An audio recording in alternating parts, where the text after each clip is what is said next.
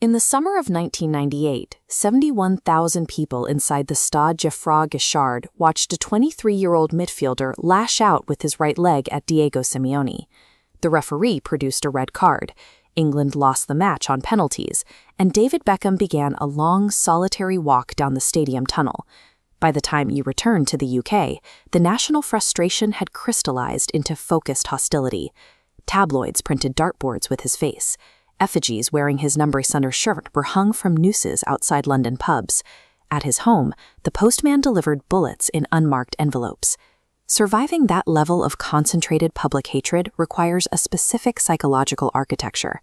When a young athlete's public identity collapses completely, the only way forward is to rely on the foundation built before the fame arrived.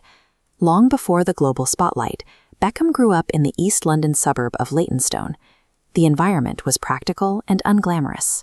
His discipline was forged here, spending hours kicking a ball across the muddy, uneven turf of Ridgeway Park.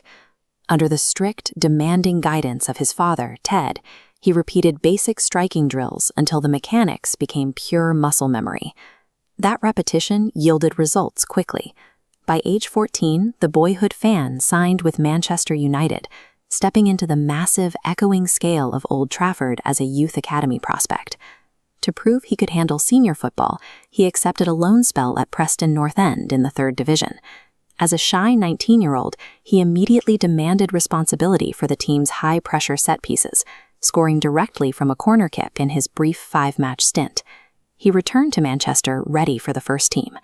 On the opening day of the 1996 season against Wimbledon, he spotted the goalkeeper off his line and executed a flawless lob from the halfway line. The strike announced his technical ability to the entire league. This rapid ascent created a volatile situation. A player whose entire value was derived from blue-collar repetition and pure footballing merit was suddenly thrust into the center of a rapidly expanding celebrity culture. That celebrity culture turned hostile when the 1998 domestic season began.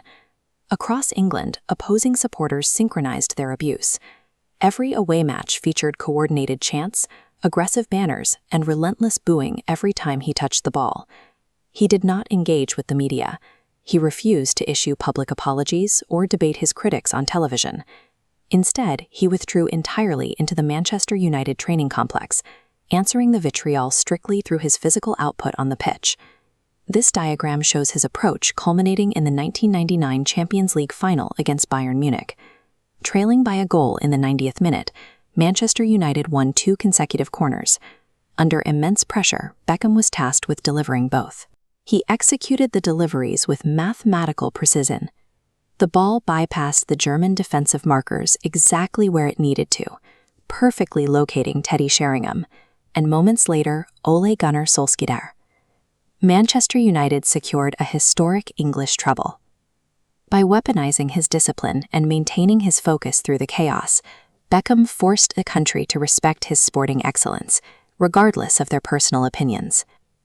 The true conclusion to his rehabilitation arrived in October 2001. England was trailing Greece 2-1 in the 93rd minute at Old Trafford. Without a goal, their World Cup qualification was effectively over.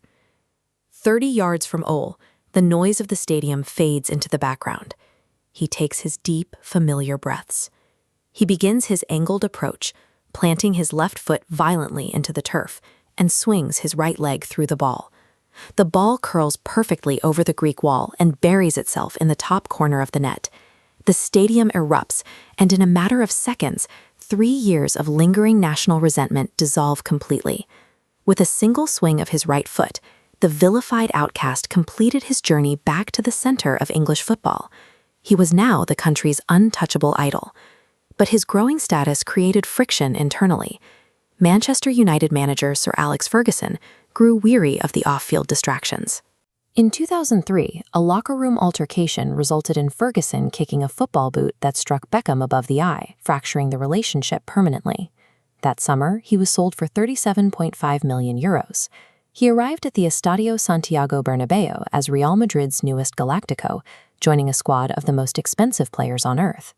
In Spain, the phenomenon of brand Beckham reached its peak. Magnified by his marriage to pop star turned designer Victoria, his identity expanded far beyond the pitch, turning him into a massive cultural and commercial entity. This diagram illustrates the opportunity cost of his acquisition.